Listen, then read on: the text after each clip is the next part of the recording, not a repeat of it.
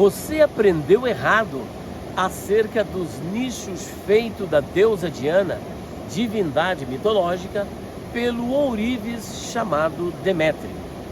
Mas antes de prosseguirmos com esta lição, eu quero orar com você. Pai Santo, mais uma vez estamos aqui para te agradecer e te louvar pela tua graça, fidelidade, amor e misericórdia. Estende a tua poderosa mão, Senhor, sobre a minha vida, sobre a vida dos teus filhos que estão assistindo a este vídeo, os que ainda irão assistir. Que a tua graça e o poder do teu Espírito Santo possa fortalecê-los, possa me fortalecer. Que o Senhor venha nos abençoar, nos revestir com a tua graça, nos dando sabedoria e entendimento espiritual, em nome do Senhor Jesus. Amém. Bom, esta passagem está registrada no livro de Atos dos Apóstolos, capítulo 19, versículo de número 24, que eu quero ler para você. Inclusive, isso que estamos falando aqui vai dar um suporte a mais para você que é estudante da EBD, principalmente desta lição atual sobre o trabalho do Espírito Santo realizado através do apóstolo Paulo ali em Éfeso, porque o que iremos falar hoje é sobre a cidade de Éfeso, a ação do Espírito Santo ali na cidade de Éfeso através do apóstolo Paulo. Quando você começa a ler a partir do versículo de número 1 a 6, você vai encontrar Paulo tendo também um encontro com 12 discípulos. E ele, abordando esses discípulos, ele faz a seguinte pergunta: vocês receberam o Espírito Santo quando vocês creram? E eles simplesmente confessam: nós nem sequer sabemos que existe Espírito Santo. Veja que eles eram prováveis judeus que tinham uma profissão de fé conhecida como monoteísmo absolutista, por conta do Shema Israel, que está em Deuteronômio capítulo 6, versículo de número 4, que diz: Shema Israel, Yahvé Eloheinu, Yahvé Errad. Ouve Israel, o Senhor é o único, o Senhor Deus, Ele é um só, Ele é o único. E por esta razão, eles acreditavam que a divindade era constituída de apenas uma pessoa. Mas Paulo agora faz esta pergunta para ele e olha só a resposta: nós nem sequer sabemos que existe Espírito Santo. Então Paulo indaga dizendo: mas então vocês foram batizados no quê? Nós fomos batizados no batismo de João.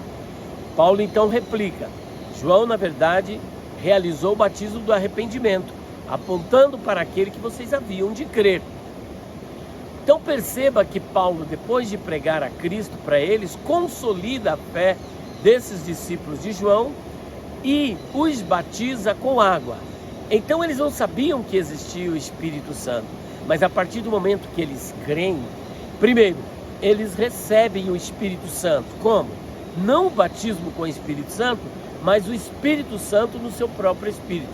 Porque a primeira coisa que acontece quando você crê no Senhor Jesus Cristo, você já recebe o Espírito Santo, ele passa a habitar no teu espírito.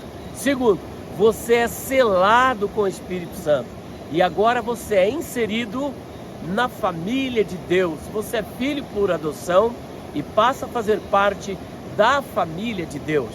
Ora, assim sendo, ainda havia uma obra para Paulo realizar. A Bíblia diz que Paulo, impondo sobre eles as mãos, eles receberam o Espírito Santo. Como assim eles receberam o Espírito Santo? Aqui, o receber o Espírito Santo significa literalmente: foram batizados com o Espírito Santo. Tá, mas como é que o senhor sabe disso? Bora ver? Está aqui no versículo de número 6. E impondo-lhes Paulo as mãos, veio sobre eles, não é veio dentro deles, mas veio sobre eles o Espírito Santo, e falavam línguas e profetizavam. Então perceba que o falar em línguas, como resultado do batismo com o Espírito Santo, e vale aqui uma nota: os dons do Espírito são concedidos pelo Espírito Santo. O batismo com o Espírito Santo é um dom gracioso do Senhor Jesus Cristo. O batismo com o Espírito Santo, como dom de Cristo, a evidência é o falar em línguas e serve para você edificar a si mesmo, ao passo que o batismo no corpo de Cristo, que é realizado pelo Espírito Santo, que é quando ele vem habitar em você, é uma obra do Espírito Santo e não tem nada a ver com falar em línguas. Portanto, se você não fala em línguas, fique tranquilo. Você tem o Espírito Santo, você é da família de Deus, você é filho de Deus, você foi selado pelo Espírito Santo, mas talvez ainda não tenha sido batizado com o Espírito Santo, cuja evidência é falar em línguas. Só que aqui eles não só falaram em línguas, eles também profetizaram.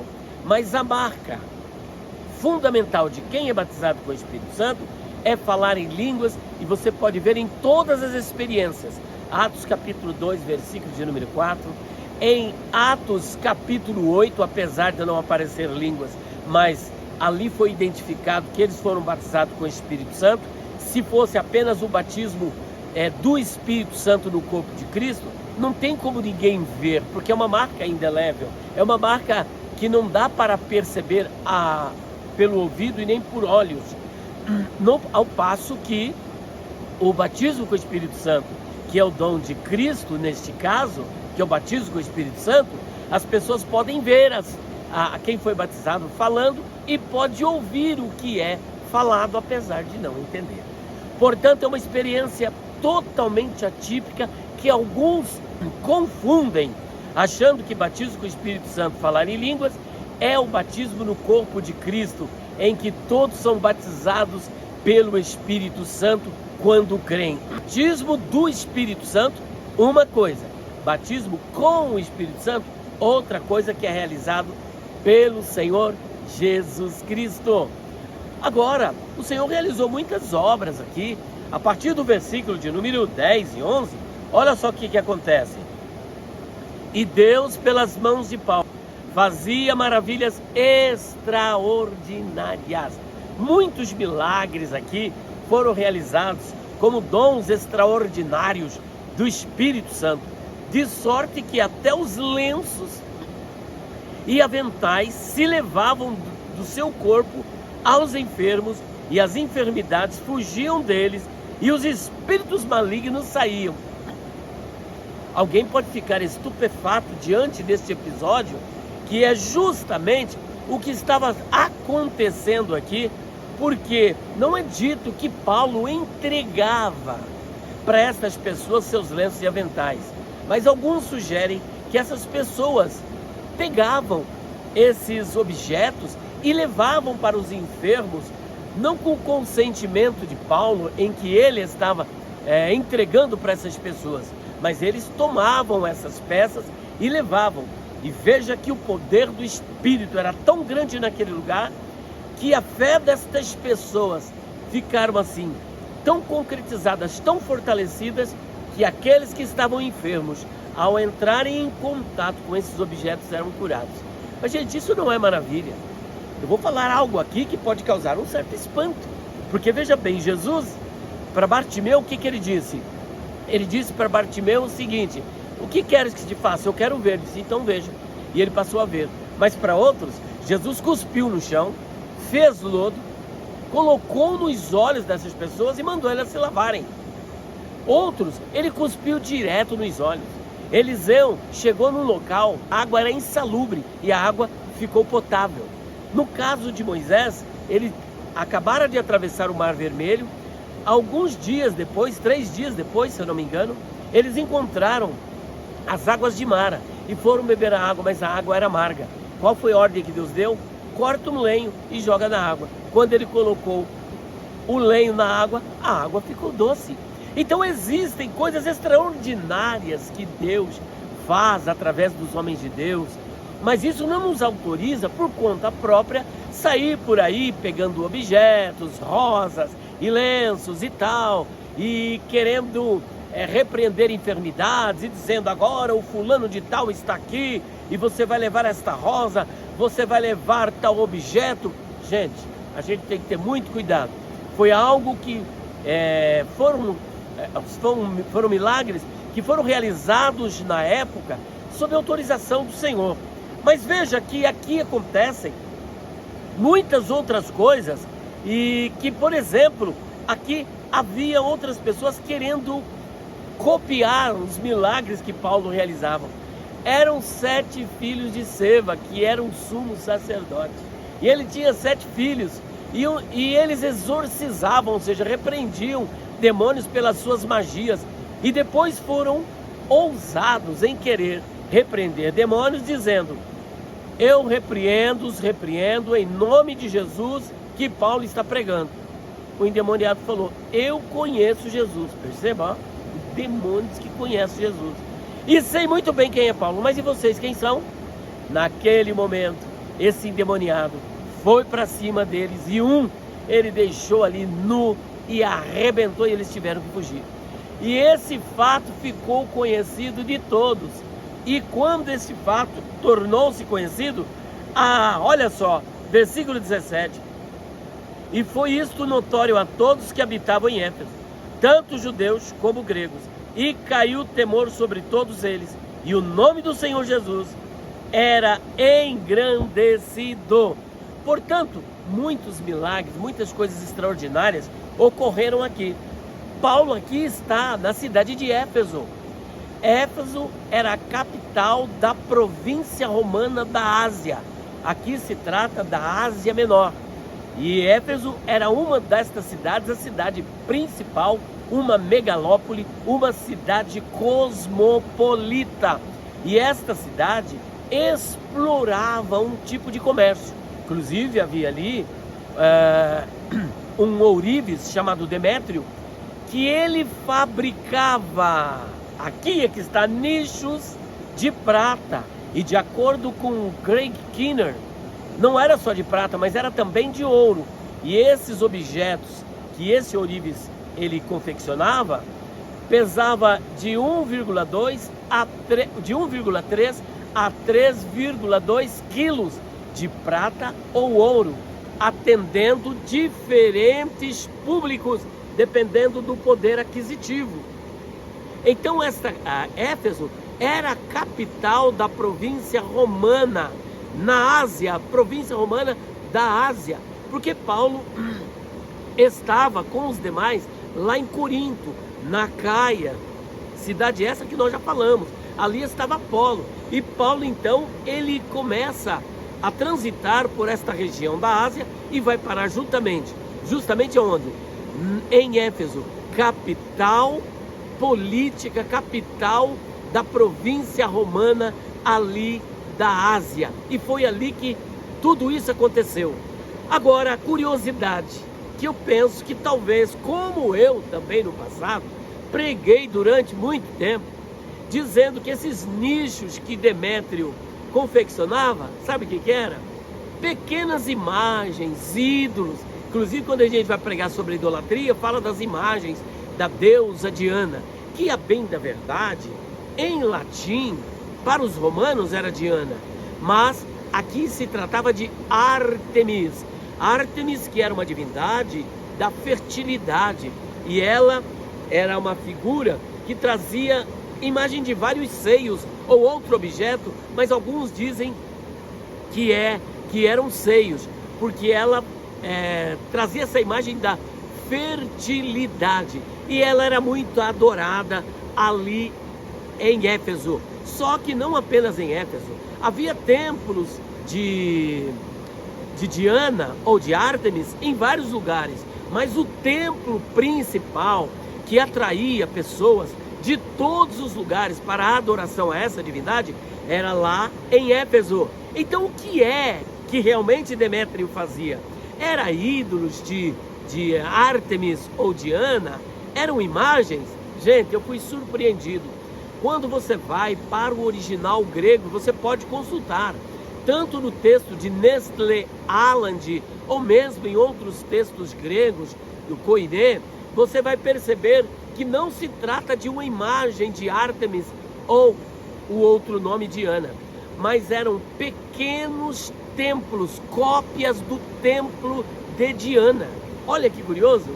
Então eram pequenas cópias do templo da deusa Diana. E é por esta razão que os ourives, os comerciantes, porque ali havia também o quê? Uma associação dos comerciantes, dos artesãos, daqueles que confeccionavam esses pequenos templos, miniaturas do templo de Diana. Eles ficaram totalmente transtornados, porque quando Paulo chegou, isso causou um grande espanto. Olha só o que aconteceu. E naquele mesmo tempo, houve um não pequeno alvoroço acerca do caminho. Por quê? Porque um certo ourives da prata, por nome Demétrio, que fazia de prata nichos de Diana, dava não pouco lucro aos artífices, aos quais, havendo-os ajuntado com os oficiais de obras semelhantes, disse: Senhores, vós bem sabeis que deste ofício temos a nossa prosperidade.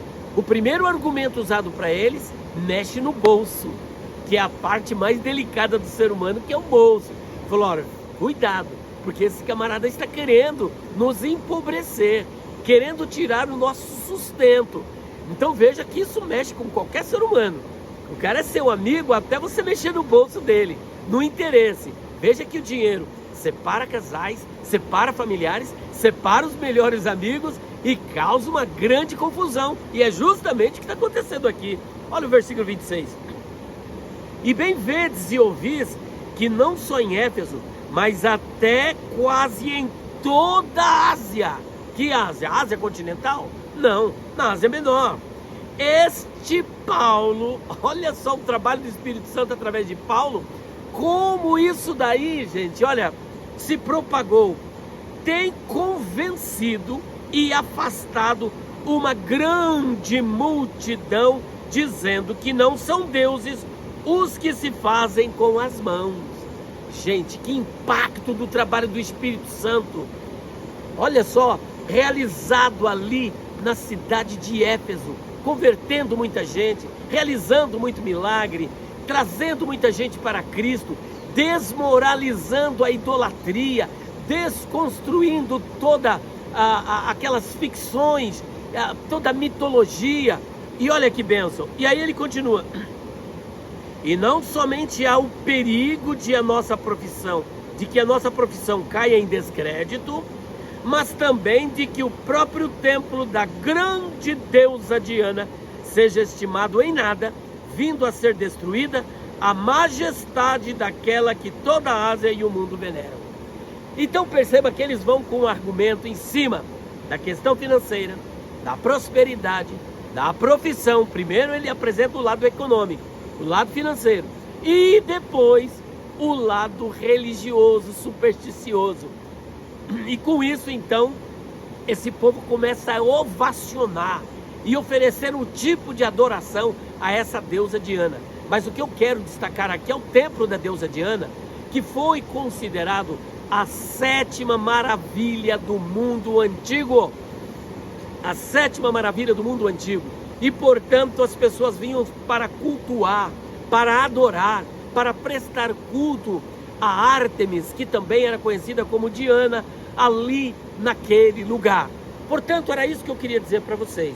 Primeiro, a obra estupefata do Espírito Santo, inclusive Atos dos Apóstolos, deveria receber o seguinte título: os Atos do Espírito Santo através dos Apóstolos.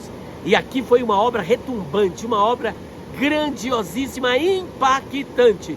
E trazer também esta curiosidade sobre aquilo que você, assim como eu, havia aprendido errado, achando que eram ídolos que o Demétrio fazia, mas na verdade eram miniaturas do templo de Diana ou do templo de Ártemis. Depois você faça uma pesquisa no original grego, porque ali, primeiro, aquela divindade mitológica pagã, ela se chamava Ártemis, mas que em Roma era cultuada como Diana, ok? E depois, que não era a imagem dela que era feita, mas tão somente miniatura do templo. É possível que dentro dessa miniatura tivesse uma imagem de Diana, mas isso não é comprovado pelo texto grego, apenas que miniatura de Diana ou de Ártemis, é o melhor, do templo de Ártemis ou de Diana. Repetindo então, é provável, e é o que está escrito, que miniatura do templo de Ártemis ou Diana era confeccionado por Demétrio e não a imagem dela propriamente, pequenos ídolos de Diana. Deus abençoe você nesta lição da EBD. Eu espero ter contribuído de certa forma. E se você quiser adquirir os nossos materiais, ficarão aqui na descrição. Perguntas difíceis de responder, volume 1, 2, 3, 4, 5. Os pregadores dizem, mas a Bíblia não diz. O dicionário de palavras, expressões, interpretação e curiosidades bíblicas. E você recebe um curso de hebraico quando você adquire todo esse material. O curso de hebraico é um módulo, 12 videoaulas, a Bíblia hebraica em áudio, o áudio do livro. Você vai entrar em contato conosco pelo 119 4901 6633, 119 4901 6633 ou 119 3279 3001 para adquirir. Eu quero orar com você. Senhor nosso Deus Pai, queremos te agradecer e te louvar por mais este momento de graça, bondade e misericórdia. Te louvamos, Pai, porque o Senhor é bom e a sua benignidade dura para sempre. Que esta lição possa surtir efeito no coração dos teus filhos, que eles sejam abençoados em o nome do Senhor Jesus. Amém. Olha só, do lado de trás, que coisa mais linda. Fizemos questão de gravar para você aqui, olha. Olha só essa cachoeira nesse local maravilhoso. Deus abençoe a sua vida. Eu sou o pastor Elias Soares. Você poderá ainda estar aqui pesquisando no nosso canal PR Elias Soares Oficial, muitas outras lições da EBD e muitos outros vídeos. Deus abençoe a sua vida. Até o próximo vídeo, se Deus quiser.